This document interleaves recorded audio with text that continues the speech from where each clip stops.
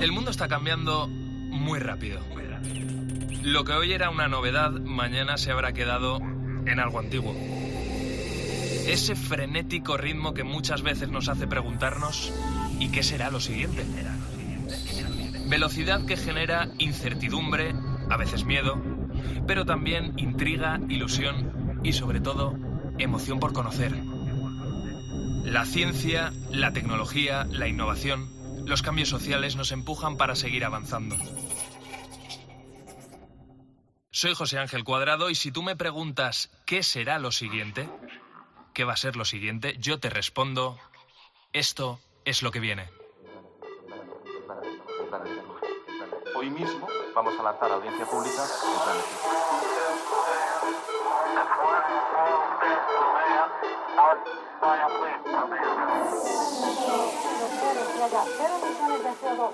En 2050.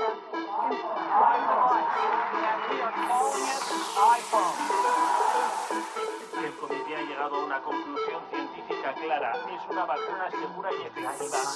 La tercera misión de SpaceX se ha acoplado con éxito. En COPE, José Ángel Cuadrado. lo que viene. ¿Sabrías decirme, o al menos te imaginas, qué tienen en común la introducción de Satisfaction escrita por Keith Richards? Yesterday, all my troubles seem so far away. Yesterday de Paul McCartney o la novela Frankenstein de Mary Shelley. Pues mira, voy a darte una pista a ver si en este caso ves por dónde van los tiros. Y lo voy a hacer con algo musical. En este caso con un elemento que viene muy bien a los bebés, bueno, y a algunos no tan bebés, para entrar en un estado sobre el que hoy vamos a reflexionar aquí en lo que viene.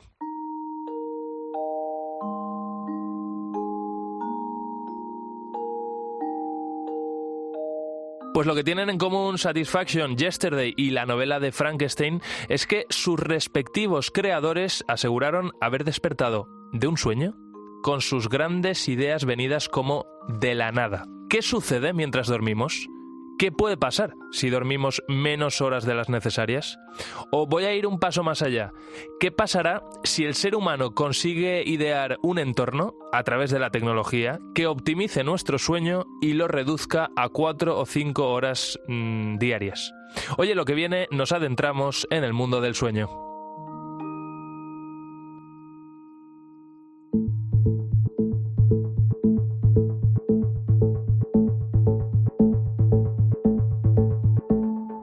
Déjame que empiece esta sección dándote un dato. Si en 1970 la sociedad dormía una media de 7-8 horas diarias, ahora esa media, en 2023, se ha reducido a unas 6 o 7. ¿Razones? Pues varias. Nos da un par de ejemplos aquí en lo que viene Carlos Egea, que es experto en temas de sueño. Pues todo ese espectro no se cumple porque la sociedad nos impone un ritmo de trabajo y la existencia de la luz nos dificulta, eso es, la ausencia de la misma y por lo tanto la secreción de melatonina, que todo ello conduce a que durante el último siglo casi hayamos perdido 1 hora de sueño.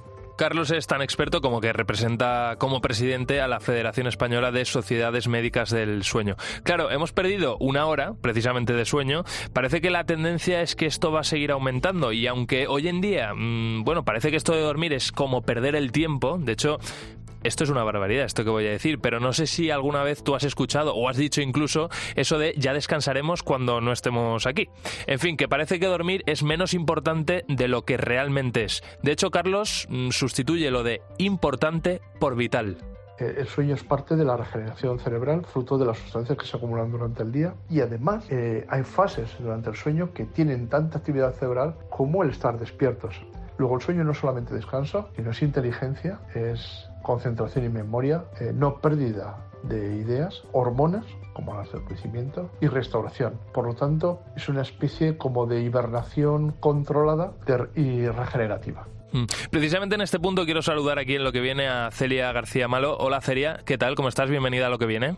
Hola, ¿qué tal? Celia, eres neuróloga, eres experta en medicina del sueño del Centro Integral Cisne y portavoz de la Sociedad Española de Neurología.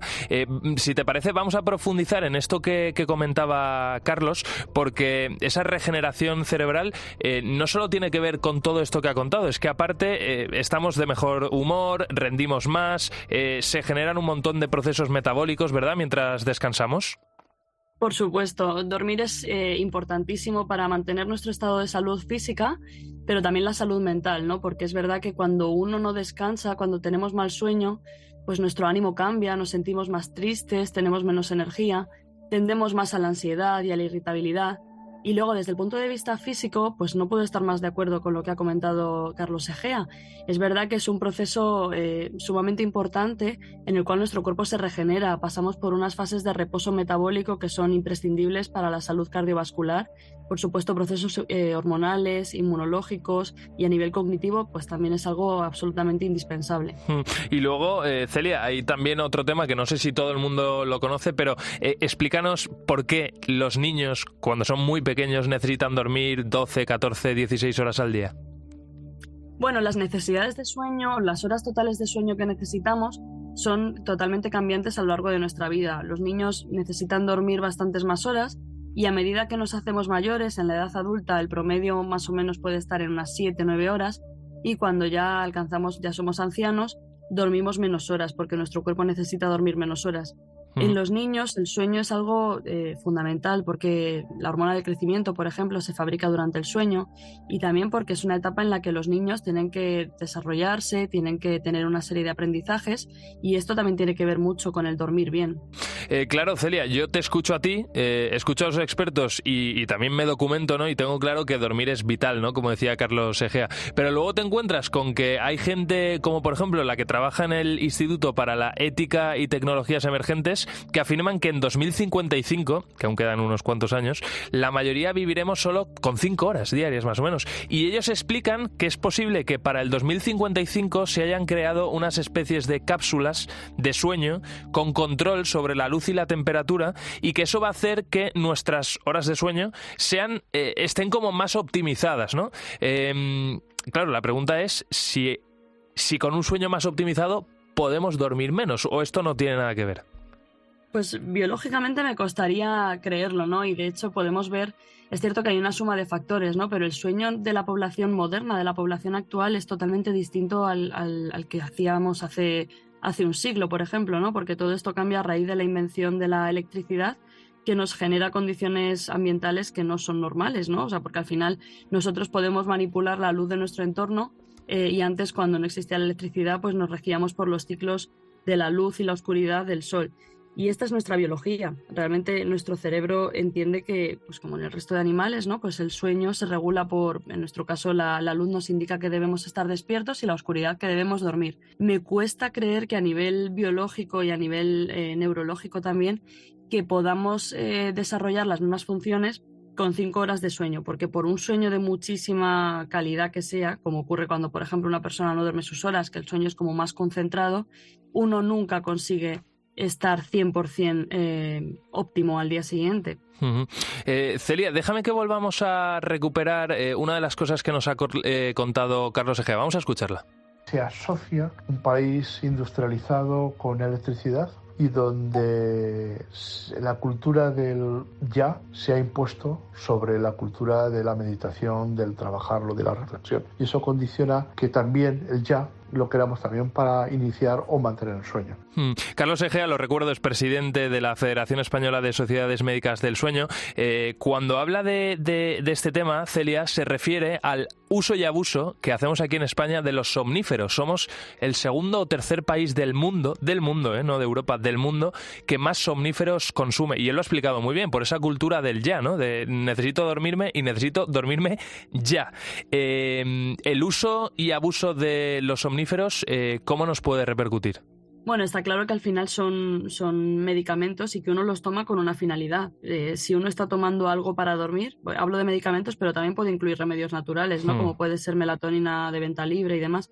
Si uno necesita recurrir a cualquier sustancia para dormirse, eso ya traduce que hay un problema de sueño, porque de hecho el sueño pues es normal, el sueño tiene que ser normal, natural, llega la noche, tienes sueño y te quedas dormido sin que tengas que reflexionar lo más mínimo sobre eso.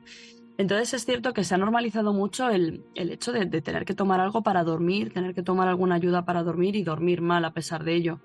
Esto no puede ser así. Tenemos que volver o plantearnos que el descanso es absolutamente importante para que estemos bien y tenemos que priorizarlo. Y sobre la cultura del ya, a veces tendemos a pensar que el sueño es como apretar un interruptor y que de pronto nuestro cerebro está encendido y lo podemos apagar de golpe.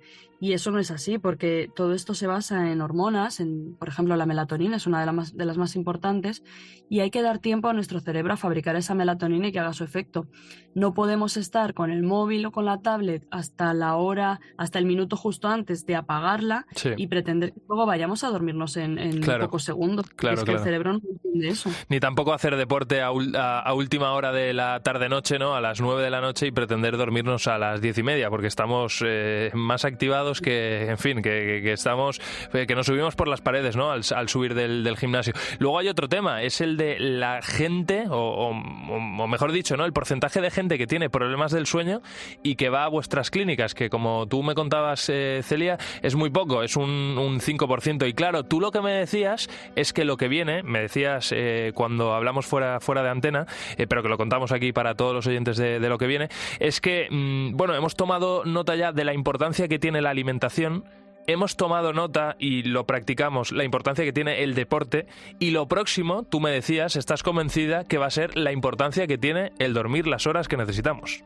Yo estoy convencida porque creo que además cada vez somos más conscientes de ello, ¿no? Cada vez vemos que no rendimos, que estamos apurados, que al final acabamos teniendo peor calidad de vida por consumir por robarle horas al día, ¿no? O mejor dicho, a la noche, para tratar de llegar a todo y no lo hacemos con éxito. Entonces, es verdad que yo creo que en nuestro país tenemos un problema en cuanto a lo que decías de normalizar el consumo de sustancias para dormir, pero también a no consultar por tener mal sueño, tenerlo como normalizado.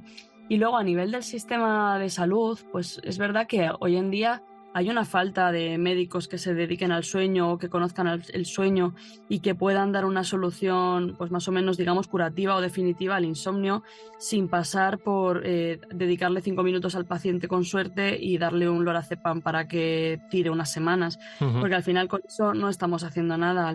El insomnio es un síntoma y como cualquier otro síntoma, como puede ser pues un dolor de cabeza, tiene que ser investigado por el médico y buscar la causa. Y solo si conoces la causa vas a poder hacer una terapia dirigida a resolver el problema. Y desde luego quitarnos esos prejuicios de que dormir es una pérdida de tiempo, o incluso que echarte una siestecita de vez en cuando, que yo las echo mucho de menos, no es bueno, es la leche. Hay que decirlo, es la leche. A ver, está claro que el sueño es imprescindible, y es que el que duerme mal varias noches seguidas de verdad se da cuenta de lo importante que es dormir, y a pesar de ello pues seguimos pensando que acortar las horas de sueño nos va a hacer llegar mejor a las reuniones y llegar mejor a las obligaciones y demás, y para nada. Y sobre la siesta, pues hombre, es verdad que las personas que no tienen problemas de sueño, una siesta de 20-30 minutos es muy poderosa para luego por la tarde tener un mejor rendimiento. Está la productora de este programa, Cristina Platero, con la sonrisa en la boca. Yo no sé si es que la echa de menos o que se la echa de vez en cuando, o ambas cosas. Bueno, Celia García Malo, ha sido un placer recibirte aquí en Lo que viene, neuróloga, experta en medicina del sueño del Centro Integral del Sueño Cisne y portavoz de la Sociedad Española de Neurología. De verdad, ha sido un placer escucharte, tus reflexiones, y sobre todo a ver si esto no queda en saco roto, ¿no? Que se escuche la importancia que tiene el sueño y la importancia, sobre todo, como tú decías, que haya expertos que nos puedan ayudar a esas personas que tengan algún problema. Muchísimas gracias. Gracias a vosotros. Un abrazo. Saludo. En COPE, Lo que viene. José Ángel Cuadrado. Después de Rosalía, este es uno de los grandes fenómenos musicales de los últimos años aquí en España. Todo lo que canta es número 1.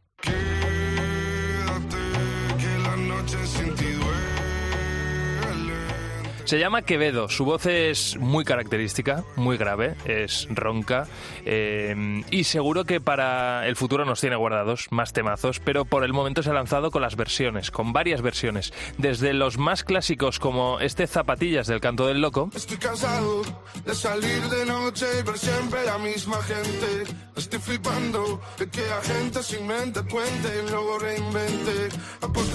Pese a ser un género totalmente distinto, Quevedo sigue imprimiendo su sello personal. Otra versión que acaba de sacar es esta, seguro que te suena, de la serie Los Hombres de Paco.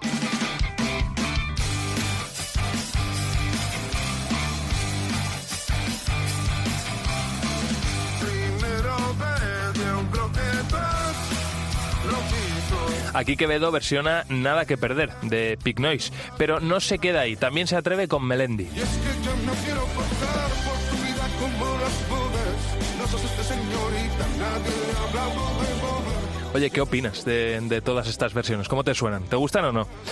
Yo las defino, no sé si a ti te ha pasado escuchándolo, como algo extrañas. Hay algo que no me acaba de convencer, no sé a ti. Vamos con la última versión, Princesas, de Pereza. Sigo buscando una sonrisa de repente en un bar, una calada de algo que me pueda colocar, una película que consiga hacerme llorar. Bueno, eso que yo te decía que me sonaba algo extraño, que escuchas en las canciones de Quevedo, tiene nombre y se llama inteligencia artificial. Un tuitero que se llama Adrián Galindo ha cogido varias canciones míticas de España y las ha pasado por un programa de inteligencia artificial que es capaz de cambiar la voz a las personas, como lo oyes. A nivel usuario ya tenemos disponible esa tecnología que es bastante, ¿cómo decirlo?, inquietante. Con todo esto a mí me surgen muchas dudas, la mayoría desde el punto de vista legal, protección de datos, derechos de autor y muchas más cosas.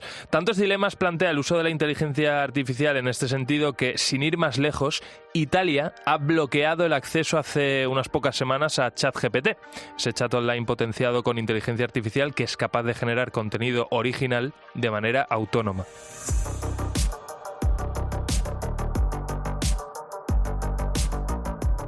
Bueno, estamos aquí en lo que viene y cada vez que hay lío entre la tecnología y las leyes, yo siempre llamo a la misma persona, una persona que sabe mucho de esto, que es David García Triado. David, ¿qué tal? Bienvenido a lo que viene. Muy buenas, José. Oye, gracias por sacar un ratito, estar aquí con nosotros y sacarnos de dudas sobre varias cosas. Por ejemplo, David, ¿qué tiene que hacer OpenAI, la empresa que está detrás de ChatGPT, para que la herramienta pueda volver a estar disponible en Italia?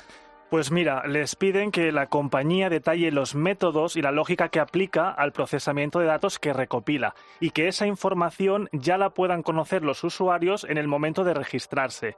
También quieren que se prohíba su uso a los menores de 13 años y que los que tengan entre 13 y 18 les haga falta el permiso paterno para poder acceder. Otra medida es permitir que la gente pueda ejercer los derechos de acceso. Básicamente, que tú puedas impedir que te indexe tus datos personales, que los puedas rectificar si alguno es erróneo o que los puedas cancelar si quieres que los borre. Además, también quieren que la compañía haga una campaña en Italia, en los medios tradicionales como radio, televisión, para informar a la ciudadanía de que los datos personales se usarán para entrenar al algoritmo de esta herramienta. Yo aquí veo varios problemas, ¿eh? Por ejemplo, el tema de la edad es complicado. Ya le pasa también a las redes sociales, ¿no? ¿Cómo evitas que un chaval de 14 años se haga un perfil en una red social? Es que es casi imposible. Y aquí igual, ¿cómo evitas que una persona de 14 años no use ChatGPT? Que es muy complicado. Es una formalidad, en realidad. Ya, es una formalidad. Y luego, bueno, en fin, lo de dejarle claro al usuario cuál es... o cómo están generando el contenido a través de ChatGPT, ahí de alguna manera estás explicando a todo el mundo cómo funciona tu tecnología. Y yo no sé hasta qué punto eso también... Bueno, y que por otra parte siempre están esos acuerdos que tú marcas el tic, le das a aceptar y casi nadie se lee. Claro. De momento en España, aquí en nuestro país, David, ChatGPT y otras herramientas similares están disponibles. Claro, ¿es posible que sucediera aquí en España como en Italia, que se bloqueara ChatGPT, que se prohibiera? Justamente a raíz de lo que ha pasado en Italia, recientemente la Agencia Española de Protección de Datos solicitó al Comité Europeo de Protección de Datos, que es el organismo europeo en esta materia, que abordase el asunto, la regulación sobre ChatGPT y otros programas similares. Su decisión, de momento, fue crear un grupo de trabajo para intercambiar información entre las distintas autoridades nacionales en protección de datos, analizar la situación y, más adelante, tomar decisiones. Ya veremos qué sucede en el futuro cuando se empiece a generar cada vez más contenido y en diferentes ramas. Eso ya lo veremos. Oye, David, al ser algo que traspasa fronteras, como casi todo lo que ocurre en digital, en nuestros entornos digitales, ¿qué postura tiene la Unión Europea sobre estas herramientas de generación de texto, de imágenes, de audio mediante inteligencia artificial? Pues resulta que ya en 2021 se presentó en el marco comunitario una propuesta de normativa al respecto. En esa época el tema no estaba candente, era mucho antes de que ChatGPT y estas aplicaciones entrasen de este modo como lo han hecho en nuestras vidas, y no se llegó a aprobar. Ahora, recientemente, los que redactaron esa regulación en una carta abierta que han compartido se comprometen a coger esa norma que redactaron hace 2 años, adaptarla a la actualidad, porque obviamente ha llovido mucho, pero en este ámbito especialmente 2 años son como 2 siglos, y van a incluir normas específicas para resolver los problemas que se han ido generando. Calculan que a finales de este año, de 2023, podría estar lista. Y eso ya lo veremos, porque muchas veces cuando se intenta regular, se sienta gente a regular este tipo de cosas, tardan mucho tiempo, y la inteligencia artificial, en este caso la tecnología, ha dado 4 pasos, con lo cual van por detrás siempre. Y más a nivel europeo, que hay una serie de pasos que hay que seguir y que no es casi nunca de hoy para mañana. Oye, una parte esencial del proceso para que las aplicaciones de inteligencia artificial pueda funcionar bien es la recopilación de infinidad de datos de cualquier tema para poder ofrecer respuestas acertadas. Eduard Blasi, abogado especialista en Derecho Digital y cofundador del canal Tech and Law, señala que también, y que todavía es un enigma, de dónde los obtienen, esos datos, esa información, y cómo consideran en Italia se podría infringir las normas de protección de datos personales. Con ChatGPT y las herramientas de inteligencia artificial que están surgiendo, sucede un problema común en el ecosistema de Internet, que es la falta de transparencia. A fecha de hoy no tenemos información clara sobre el origen de los datos con los que ha sido entrenado el algoritmo. No olvidemos que Internet tiene límites y que no es una barra libre. Si ChatGPT alimentara el algoritmo con datos de Google u otras fuentes sin restricciones, incluyendo datos personales, podría cometer una infracción en protección de datos. Ya veremos, porque esto es clave. David, aunque las compañías no son claras al respecto, ¿qué sabemos a día de hoy sobre el origen de los datos que usan? ¿Cómo aprende, por ejemplo, y se entrena ChatGPT? Poco sabemos, pero en una investigación que ha publicado el Washington Post se señala que los 3 sitios web principales de donde ChatGPT ha aprendido las respuestas que nos da son, en primer lugar, el buscador de patentes de Google, que contiene información de todo tipo de patentes y solicitudes que se han registrado en todo el mundo. En segundo lugar, un clásico y que hemos usado y que usamos todos, que es la Wikipedia, la enciclopedia gratis, libre y colaborativa. Y en tercer lugar está un sitio que se llama ScriBD, que es una biblioteca virtual, pero y aquí empiezan los problemas, requiere suscripción de pago para acceder a ella, lo cual, si tenemos en cuenta que ChatGPT aprende y te da respuestas a partir de esos contenidos, podríamos encontrarnos con problemas de derechos de autor. Pero es que además se ha descubierto en esta investigación del Washington Post que ChatGPT se alimenta también del contenido que encuentra en webs de libros digitales piratas. Madre mía, aquí hay mucha tela que cortar. ¿Es verdad que es legal que se entrene a una aplicación de inteligencia artificial mediante el contenido de libros electrónicos descargados de forma pirata, o incluso mediante los contenidos de un medio de comunicación cuyos reportajes solo estén disponibles bajo suscripción de pago? ¿Qué infracción supone en materia de derechos de autor? Bueno, nos lo explica Pablo García Mexía, director del área de Derecho Digital de Herbert Smith Freehills.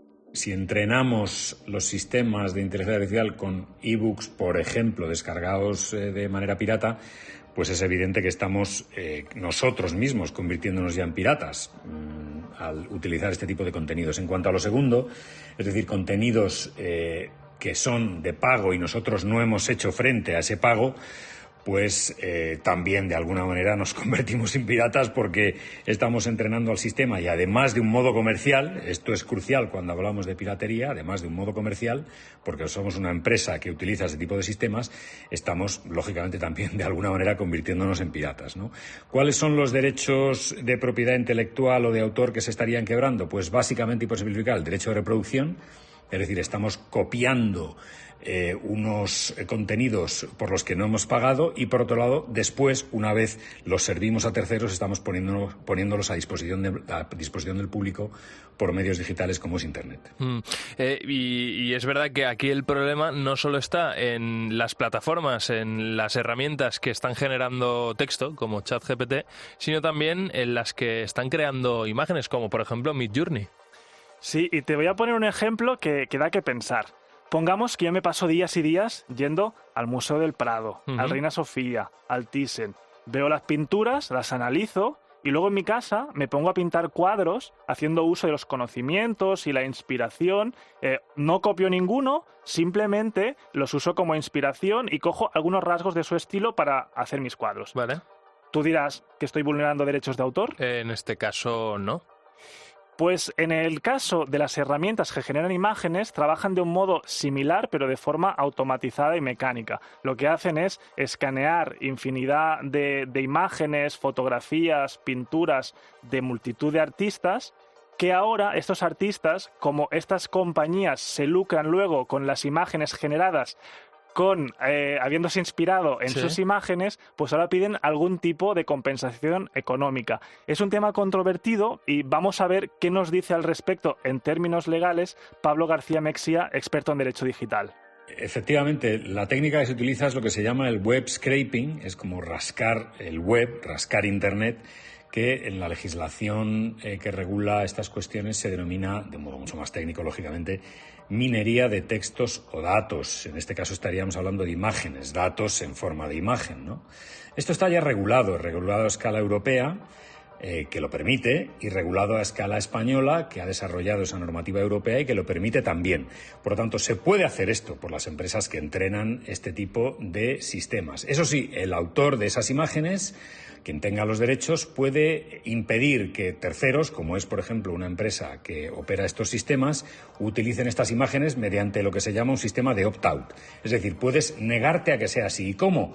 Pues bien a través de un medio tecnológico como son los metadatos, o bien a través de una simple mención en el sitio web correspondiente. Eso sí, esto en ocasiones puede ser engorroso, pero si has optado por que no se utilice tus contenidos y sin embargo alguien lo hace, lógicamente tienes derecho a una compensación. David, pero la inteligencia artificial va más allá de las palabras y de las imágenes, si te parece. Vamos a terminar por donde hemos empezado, con esas versiones interpretadas por Quevedo de clásicos del pop español. Y tú te preguntarás, ¿cómo encajan en la legalidad estos ejemplos? ¿Generar la versión de una canción simulando la voz de otro artista mediante estas herramientas es totalmente legal?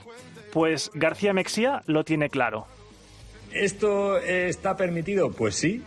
Está permitido, es decir, encaja en la legalidad europea y la legalidad española, en una excepción a los derechos de autor que se llama la parodia o el pastiche. Es evidente que esto es una parodia o un pastiche elaborado, eso sí, a través de medios de inteligencia artificial, pero no es ninguna infracción, a mi juicio, en la medida en que es claro que no hay confusión alguna. El autor de los hilos pues está diciendo, para empezar, que esto está hecho por inteligencia artificial y a la vez hace unas composiciones de imágenes que no dan lugar alguna a confusión posible, y a la vez no se puede producir un daño ni para la obra ni para el autor, en este caso autores u obras, ¿no?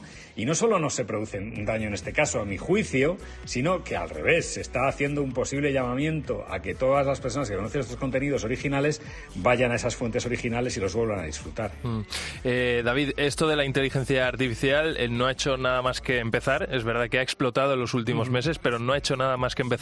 Y aquí yo creo que la reflexión importante es: hay un potencial brutal con esta tecnología, pero lo importante es no empezar la casa por el tejado. Es decir, hay que establecer unas buenas bases también a nivel jurídico para que la tecnología se desarrolle como todos queremos que se desarrolle, que es por el bien nuestro, por el bien de la sociedad. Seguiremos hablando de ello, José Ángel. Un abrazo, David, mil gracias. Un placer. Continuamos aquí en Lo que viene.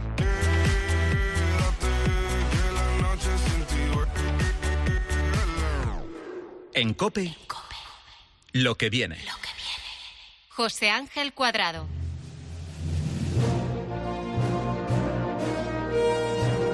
Si tuvieras un superpoder, ¿cuál sería? ¿La superfuerza, invisibilidad, poder volar, quizá? Bueno, yo lo tengo claro y estoy seguro que tú también coincides conmigo. Si pudiera elegir un superpoder sería el de teletransportarme al segundo de un lugar a otro. Claro, tú imagínate poder desplazarte sin perder nada de tiempo y donde te dé la gana. La ciencia avanza, la tecnología da pasos agigantados y muchas de las cosas que veíamos en las películas de ciencia ficción, porque esto recuerda un poco a Marvel, ¿no? Hace muy pocos años son ya una realidad. Sí, son ya una realidad. Aún así, lo de poder teletransportarse, como lo hacía el Capitán Kirk en Star Trek, no es tal cual, pero la ciencia ha conseguido algo parecido. Atento al nombre, se llama teleportación cuántica.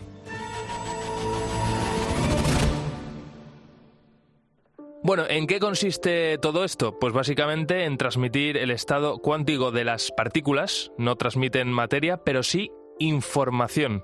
¿Qué tal lo he resumido, Darío? Muy buenas. Hola, buenas, ¿qué tal? Dos cosillas. La primera, como bien has dicho ahora al final, no se transmite materia, se transmite información. Vale. Y la segunda, que no es instantáneo. La relatividad de Einstein nos dice que nada puede viajar más rápido que la velocidad de la luz, y la física cuántica, por muy antiintuitiva que sea a veces, no se puede saltar estas reglas. Darío, te vamos a presentar a la gente que nos escucha aquí en Lo que viene. Eres Darío Lago, investigador en el Instituto de Ciencias Fotónicas de Barcelona, y de esto de teleportación cuántica sabes un rato, porque ahora hablamos bien de esto. Tú y tu grupo de investigación ha conseguido probar una nueva técnica de teleportación cuántica a larga distancia, ¿verdad? Justo, a una distancia de, para ser concretos, 1 kilómetro en fibra óptica entre los dos puntos desde el emisor y el receptor del mensaje. Darío, lo primero, para aclarar algunas dudas, aunque tú ya has dejado entrever algo con esa matización, ¿no? ¿Cuál es la diferencia entre teletransportar o teleportar? A ver, yo creo, no estoy 100% seguro, porque esto es historia de la semántica de la física cuántica, pero creo que el motivo precisamente por el que le llamamos teleportación, o en inglés teleportation, en vez de teletransporte, es porque realmente no estamos transportando la materia. Tenemos un mensaje que codificamos en nuestro caso, qubits cuánticos, en el estado cuántico de una partícula, y ese estado se destruye en el emisor. La materia se queda ahí, el fotón en nuestro caso se queda ahí, el estado se destruye y aparece, no aparece inmediatamente, tarda un tiempo, de nuevo no estamos violando la relatividad especial de Einstein, y aparece en el receptor un tiempo después, codificado en la materia, en otro fotón que en este caso tenemos en el receptor. Ese es el proceso muy bien explicado además y muy bien divulgado por tu parte, Darío. Actualmente existe mucho interés en la teleportación cuántica por la revolución que puede suponer esto en el campo de las comunicaciones. Por ejemplo, podemos estar hablando, Darío, del Internet del futuro. Justo. Uno de las principales motivaciones de la investigación que hacemos en el grupo en el que estoy actualmente, y hay mucho interés en la comunidad en general, es ser capaces de distribuir estados cuánticos, información cuántica a lo largo de grandes distancias, independientemente de, pongamos, a lo largo de cientos, incluso miles de kilómetros. Y eso nos permitiría, por ejemplo, ahora están en boca de todos los ordenadores cuánticos y la computación cuántica, pues nos permitiría realmente explotar o maximizar las propiedades de estos futuros ordenadores cuánticos.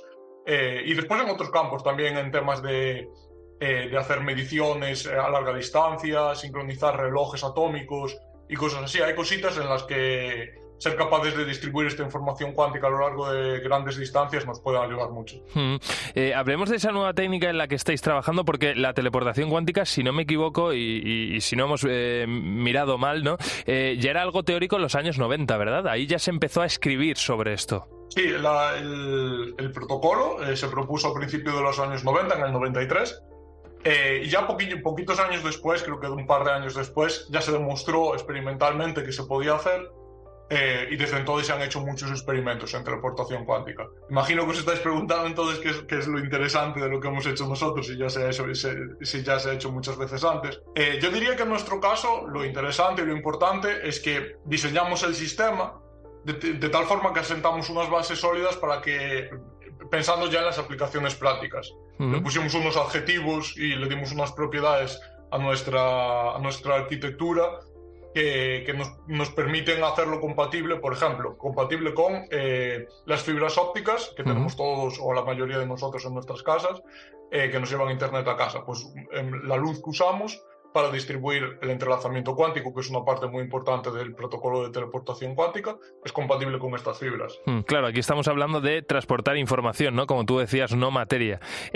Pero ¿crees que en algún momento en el futuro conseguiremos teletransportar o transportar materia también, además de información? Si me pides que fantasee, como no experto fantasea, en el tema, fantasea. Puedo fantasear, pero como experto en información, en el tema de cuántica y teleportación cuántica, no tengo ningún tipo de conocimiento que me permita decir nada sobre esto. Me gustaría aclarar esto. Y si nos podemos fantasear, no, yo creo que no, porque imagino que realmente para aplicar algo así tendrías que buscar una forma de medir el estado de todas las partículas del cuerpo de una persona, que son del orden de 10 elevado a 23. Sí, trillones, vamos. Y bueno, no sé, a lo mejor a alguien se le ocurre una idea mucho más inteligente. Sí, pero no sé, me parece, o sea, hay cosas que consideramos ciencia ficción que me parecen mucho más cercanas. Bueno, pues nada, yo creo que ni tú ni yo estaremos en este mundo cuando llegue ese momento, si es que llega en el futuro. Darío Lago, investigador en el Instituto de Ciencias Fotónicas de Barcelona, experto en teleportación cuántica. Felicidades por el trabajo, por el proyectazo que habéis llevado a cabo y mucha suerte, muchos éxitos en el futuro. Muchas gracias. En COPE, lo que viene. José Ángel Cuadrado. Te propongo ahora mismo, aquí en lo que viene, un pequeño viaje al pasado.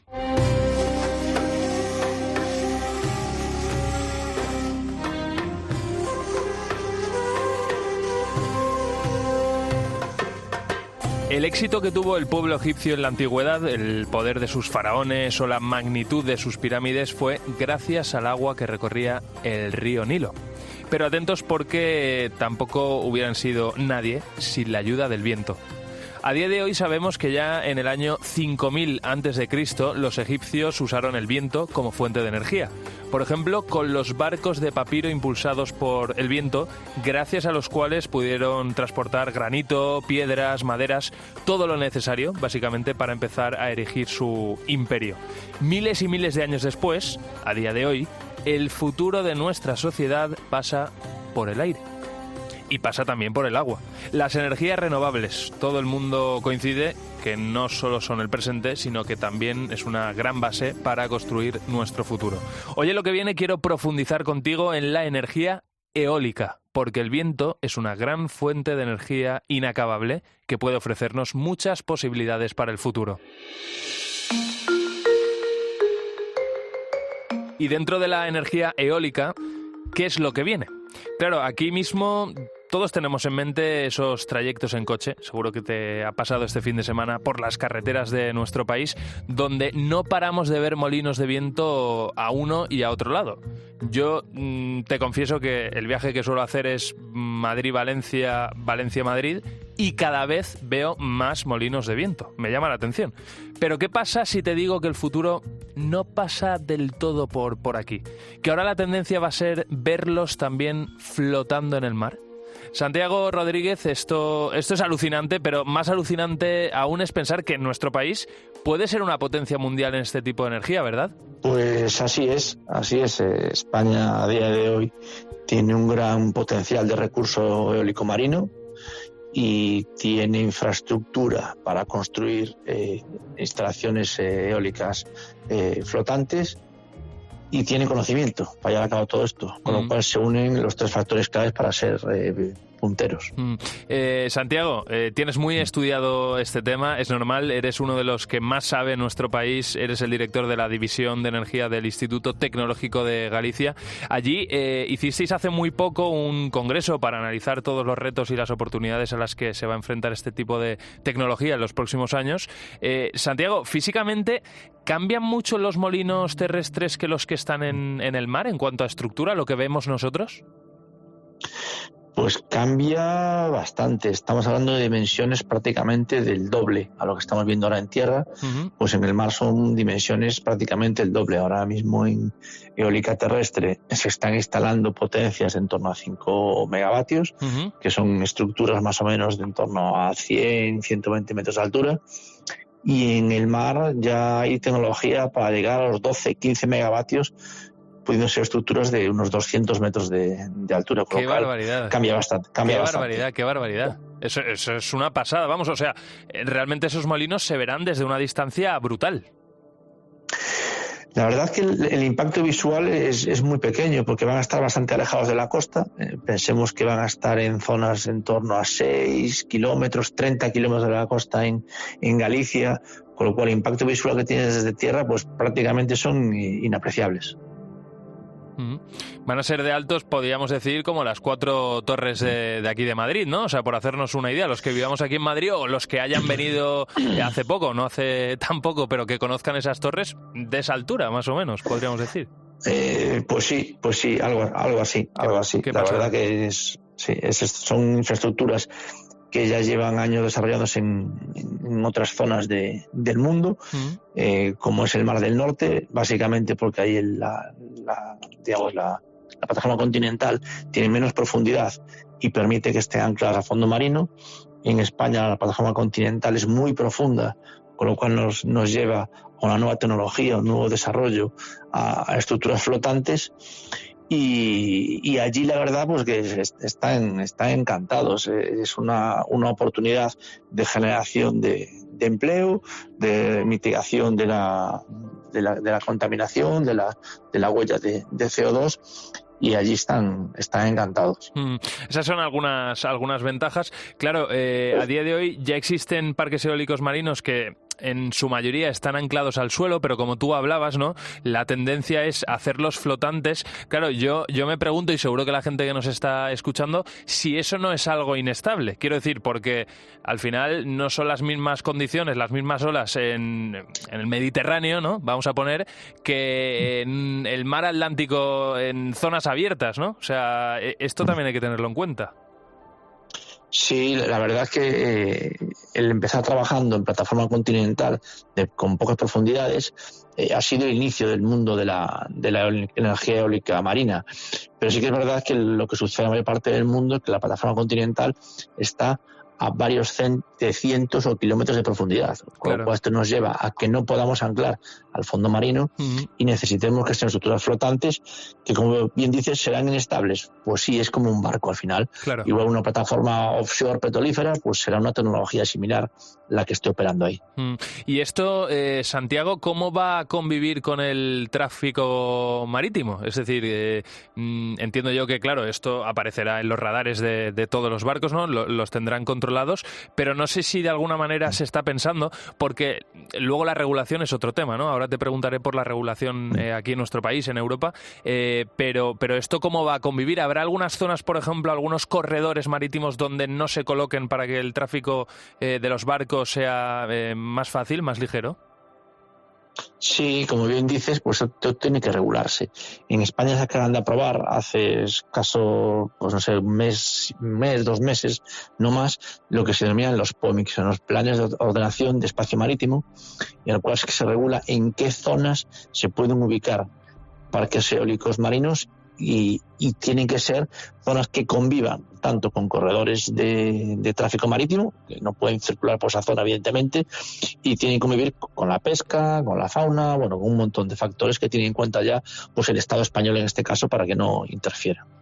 Y luego, Santiago, claro, colocar un molino de estos, como decíamos, ¿no? Zonas abiertas del mar Atlántico, del océano Atlántico, a mucha distancia de la Tierra, ¿no?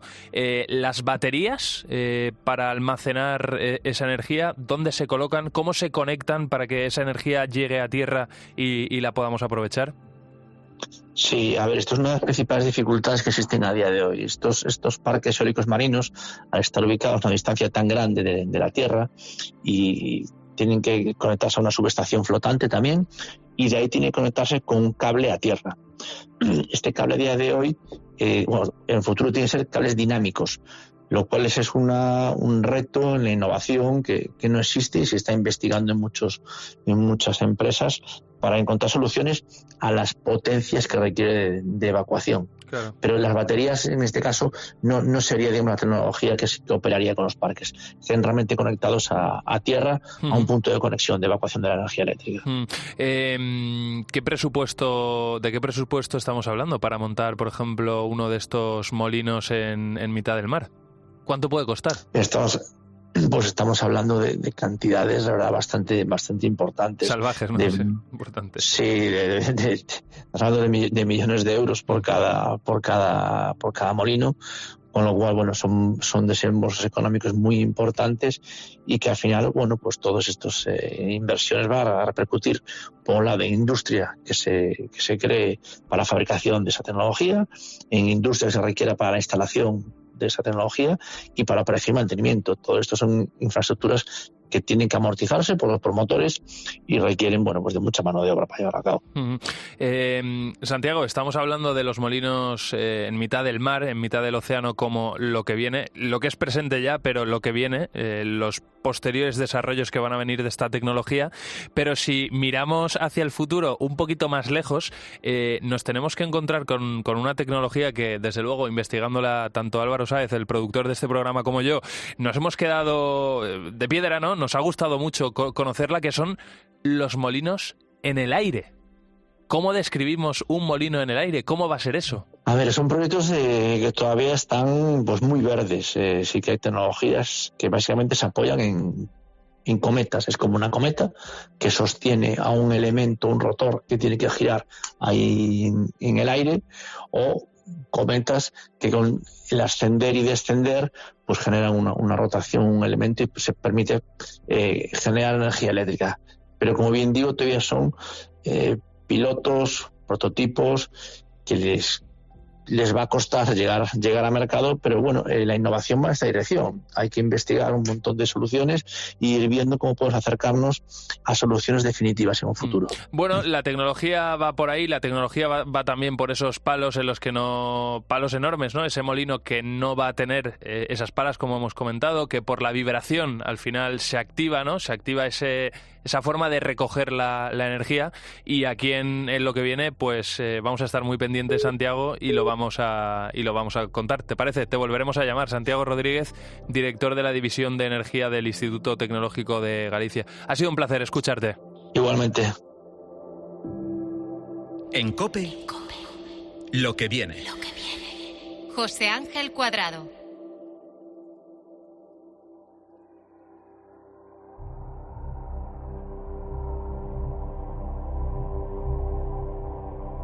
Esta semana hemos estado cerca de vivir un momento histórico para la ciencia. Eran las 7 menos 20 de la tarde del martes. En ese momento el módulo de aterrizaje comenzaba a desacelerar desde su órbita a unos 100 kilómetros sobre la superficie de la Luna. Todo iba según lo previsto. La sonda japonesa Hakuto R estaba a punto de hacer historia y convertirse en la primera nave comercial en aterrizar sobre la Luna. Tenía que alunizar en el cráter Atlas, una depresión de unos 80 kilómetros de diámetro, formada por el impacto de un meteorito situado dentro del inexplorado Mar del Frío, en el extremo norte de la Luna. Los minutos pasaban y los controladores de vuelo miraban sus pantallas desde Tokio, inexpresivos, sin recibir señal alguna de la sonda. La tensión en la sala aumentaba, así que la compañía decidió cortar momentáneamente la retransmisión en directo. Unos 20 minutos después, visiblemente afectado, Takeshi Akamada, presidente de la compañía, volvía a aparecer en pantalla. En este momento no hemos podido confirmar el aterrizaje con éxito en la superficie lunar. Nuestros ingenieros continúan investigando cuál es el estado del módulo. Tenemos que asumir que no se ha completado el aterrizaje en la superficie lunar. La penúltima fase de la misión, es decir, completar el aterrizaje lunar, había fracasado y lo que aspiraba a ser un evento histórico quedó en un intento fallido. Desde luego, este es uno de los proyectos más ambiciosos que hay hasta este momento, porque la empresa asegura que en 2040 la Luna tendrá 1.000 habitantes, ponen cifra, 1.000 habitantes, y la van a visitar unas 10.000 personas cada año. Claro, aquí la pregunta es ¿cuánto dinero habrá que tener? Hombre, como posibilidad real existe, ¿no? No viola las leyes de la física. Ahora bien, que esto lo vaya a desarrollar en solitario, con un poco de ayuda de esta empresa japonesa, eso es prácticamente imposible, ya lo podemos decir, ¿no? Dentro de 10 o 20 años, como mucho, pues poner una pequeña base lunar con unos pocos astronautas. O sea, si en algún momento puede haber alguna base con cientos o miles de personas, eso queda muy muy lejos en el futuro. No en 15, 20 años, ni siquiera en 100 años, no sé yo si lo veré, pero en fin, lo que está claro es que hay muchas personas dispuestas a invertir mucho dinero y muchos esfuerzos en conseguir que esto sea una realidad. Esto ha sido Lo que viene. La realidad es que te hemos acompañado este ratito, la realidad es que nos has dedicado un ratito también de tu vida, cosa que te agradecemos enormemente. Muchísimas gracias a los productores de este programa, a Cristina Platero, a Álvaro Sáez, que han puesto todo el talento del mundo, y a los técnicos de COPE, que sin ellos este sonido maravilloso no sería posible. Encuentras nuestro mejor contenido en cope.es, estamos también en las redes sociales y volvemos una vez más la semana que viene. Hasta siempre.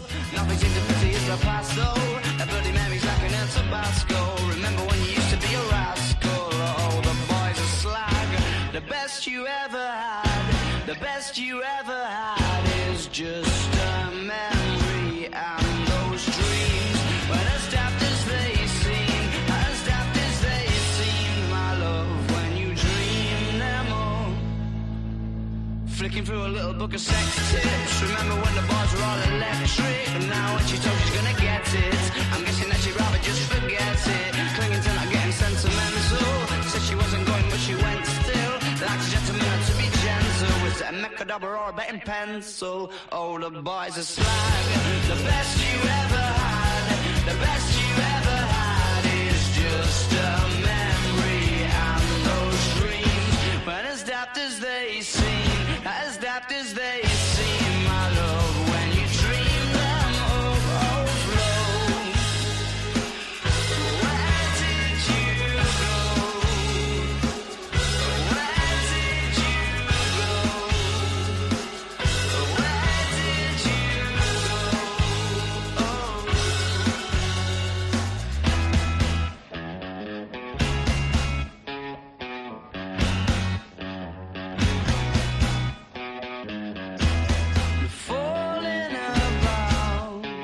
you took a left off last lap.